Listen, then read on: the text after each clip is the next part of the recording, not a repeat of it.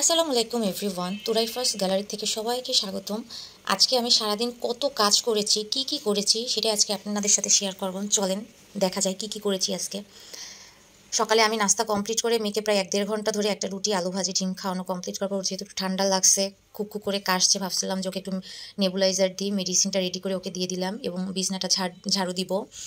এই ঝাড়ুটা আমার ভীষণ ইমোশনাল এবং ভীষণ স্পেশাল। আমার বিয়ের যত বছর হলো এই ঝাড়ুটার বয়সও অত বছর, এবং খুব যত্ন করে আমি রেখে দিয়েছি। আমাদের বেডরুম, ড্রয়িং রুম, ডাইনিং সব কিছু পরিষ্কার করলাম। আজকে অনেক কাজ করতে হবে একার হাতে।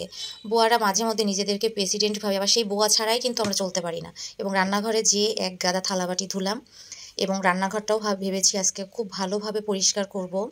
এই 3 তাকের যে মশলাদানিটা, এটা নতুন আমি কিনেছি। এটা ভীষণ উপকারী এবং প্রয়োজনীয় একটা জিনিস। আমি অনেক কিছু রাখতে পারি। এবং রুটি ভেজেছিলাম, সেই তাওয়াটাও ভাবলাম একটু পরিষ্কার করে রাখি। আমি যখন থালাবাটি ধুই অবশ্যই আমি সিঙ্কটা খুব ভালোভাবে প্রতিবার পরিষ্কার করে নিই। এবং কালকের এক গাদা কাপড় তোপড় ছিল, সব শুকায় গিয়েছিল। আবার বাইরের আবহাওয়াটা অনেক মেঘলা মেঘলা করছিল, সব কাপড়গুলো তুলে নিয়ে আসলাম। আজকে ভেবেছি যে একটু আমি রান্না করব বেগুন দিয়ে পাঙাশ মাছ এবং সাথে বড়ি। আমার জামাই আবার কুমড়ো বড়ি খুবই পছন্দ করে, ও তো চাই সারা বছর যেন ঘরে কুমড়ো বড়িই থাকে। এবং তার মধ্যে একটা আলু দিব, দিয়ে এটা পাঙাশ মাছ দিয়ে ঝোল রান্না করব। এবং কালকে আমি এবং আমার মেয়ে এই পেঁপেটা কিনে এনেছি। কেনার সময় দোকানদার বললো কি খুব মিষ্টি গাছ পাকা পেঁপে। তো আমিও খুব খুশিতে কাটছি, দেখে তো আলহামদুলিল্লাহ বলেছিলাম যে এত সুন্দর কালার, খেতেও নিশ্চয়ই খুব মিষ্টি হবে। কিন্তু বিশ্বাস করেন, খেতে যে আমার মনটা খারাপ হয়ে গেছে। মানে যেভাবে ওরা প্রেজেন্ট করেছিল সেইভাবে এটা অতটা মিষ্টি হয়নি, কিন্তু যা হয়েছে আলহামদুলিল্লাহ।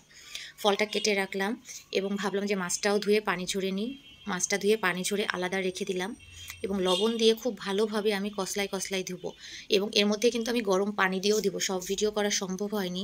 আর দেখেন আজকে একদম কোমরে কাপড় বেঁধে আমি নেমে পড়েছি কাজে। ঘরটাও ভালো করে ঝাড় দিয়ে দিলাম। আজকে ঘরটা আমি মুছবো না, শুধু ঝাড়ুই দিব, কারণ অনেক কাজ করা লাগবে। এত কাজ আমি একসাথে করতে পারিনি। কাজ করে খুবই ক্লান্ত হয়ে এসে পেঁপে খাচ্ছি। খুব একটা মিষ্টি না, 10-এ মনে করেন 6 দেওয়া যায়। এবং বাইরে দেখি যে বৃষ্টি হচ্ছে, না পেরে ভাবলাম রে হাতটাই ভিজাই, নিজে যেহেতু ভিজতেই পারবো না। গাছের উপরে বৃষ্টির পানি পড়ছিল, দেখে ভীষণ ভালো লাগছিল।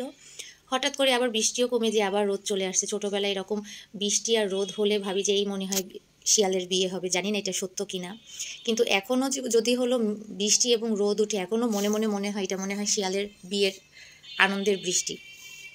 এবং মাছগুলো আমি ভেজে নিলাম, যে কাপড়গুলো নিয়ে এসেছি সেগুলো ভাবলাম যে আস্তে আস্তে ভাঁজ করে নিই। আমার সব থেকে ভালো লাগে আমার মেয়ের কাপড় ভাঁজ করে। এই 3 পিসটা আমার এবং আমার মেয়ের ম্যাচিং ড্রেস।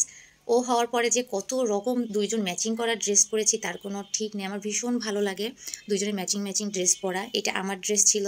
কাপড়গুলো সব ভাঁজ করে আবার রান্নাঘরে যেতে হবে। রান্নাঘরে মাছ দিয়ে এসেছি, কাপড় ভাঁজ করছি আর ভাবছি মনে হয় মাছ পুড়ে যাচ্ছে। মাছ ভাজাও হয়ে গিয়েছিল। এরপরে বড়িগুলো আমি দিয়ে দিলাম